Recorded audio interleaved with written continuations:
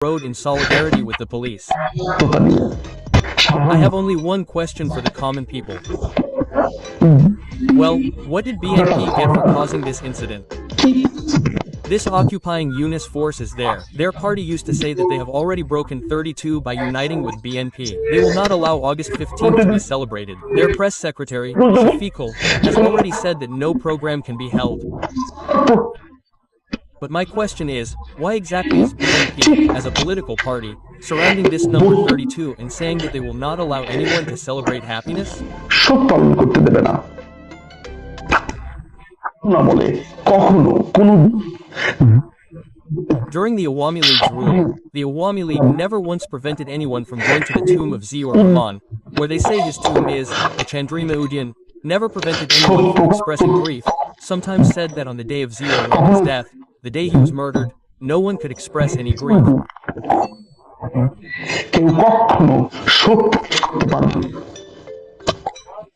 দূর পর্যন্ত As far as I can remember, I can remember, why Bangladesh Awami League? কখনো No one in Bangladesh has ever said this. কিন্তু set But the president or the precedent that BNP has set today, in front of the people, dear viewers, if he is alive, he will testify, for decades, our writers, our columnists, analysts, in various ways, in various processes, in various types of research, obtained information and data, we have repeatedly said that Ziaur Rahman was involved in the assassination of Bangabandhu. We showed various types of hints, we heard the statements of the murderers, we read their writings.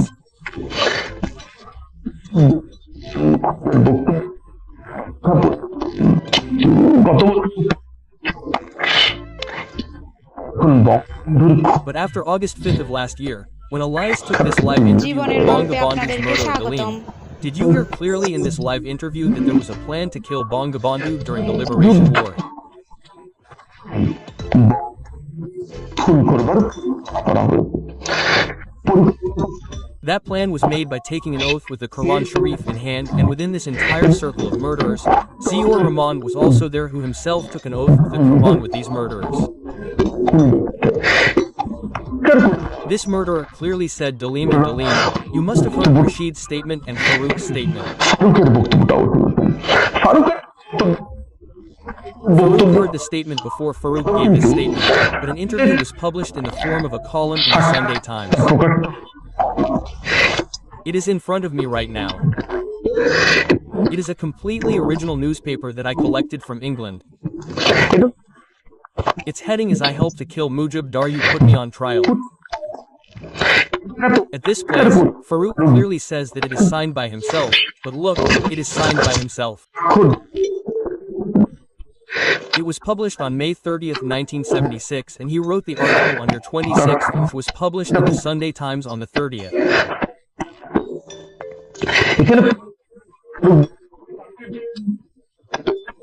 Here, Farouk clearly says, in addition to the clip of Farouk that you have seen, in this article he says, accepting job offer Mr. Mushtaq and General Zia as our reason for change, that is, he endorsed the entire process, their decision, their entire work that Mushtaq and Zia said they would change the regime.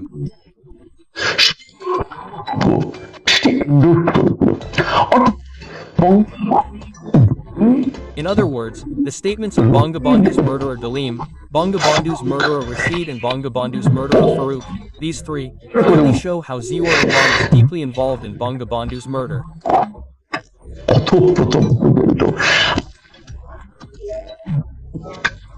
I think that except for those who cannot hear, if he is blind, he can only hear. I don't think there will be any other doubt here.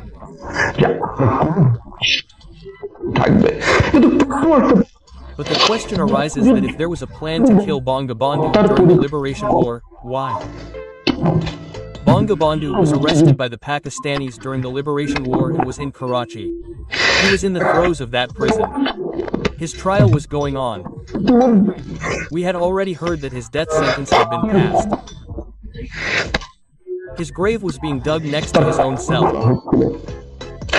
Whatever agreement Dalim was talking about with India, whatever made him angry, whatever it is. During the Liberation War, if a murderer thought that we would kill Bangabandhu after the Liberation War, the question may come to your mind that even if something had instigated him during the Liberation War, Bangabandhu was not there. Bon. Then why all the anger against Bangabandhu? After the murder of Bangabandhu, these murderers explained to us in various ways that the law and order in the country had deteriorated, Bangabandhu had established a hero rule, there was a coup, the Rakshi Bahini had become a slanderer. What kind of slander did they heap on this legend or on it? Viewers, today, will you please use your brain and ask the question, wait,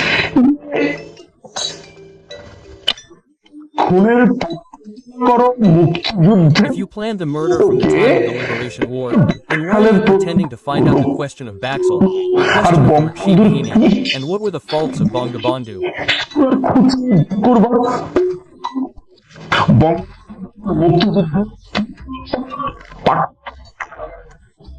When Bangabandhu was imprisoned in a Pakistani prison for the entire period of the Liberation War, when his trial was going on, when he was being tried for hanging, if you promised to overthrow and kill Bangabandhu by quoting the Quran at that time, then why did you talk about Baxel?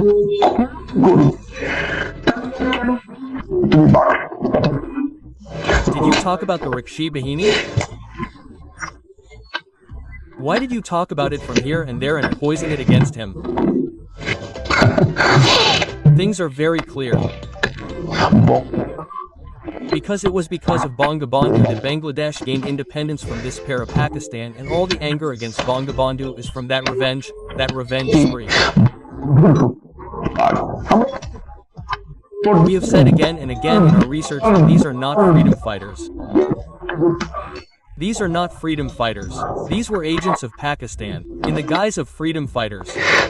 They came to us dressed as freedom fighters, saying they would fight a war of liberation, saying they would protect the liberated country. We still didn't believe them. And I don't know what you will say after these events. But what did Ziaur Rahman gain by being involved in this murder? What did he get? In 1981, his closest friend General Manju and his team killed him. As is clear, what did he get? Ziaur Rahman got nothing.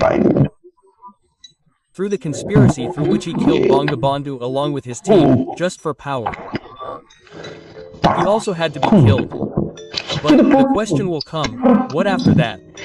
After that, the festival of blood was supposed to stop. The festival of hatred was supposed to stop. Didn't that happen? Khalida Zia carried that legacy of Ziaur Rahman. But this question did not come up in the entire 80s. Suddenly, since 1990, Khalida Zia suddenly started celebrating her birthday on August 15th. But before that, she never celebrated August 15th.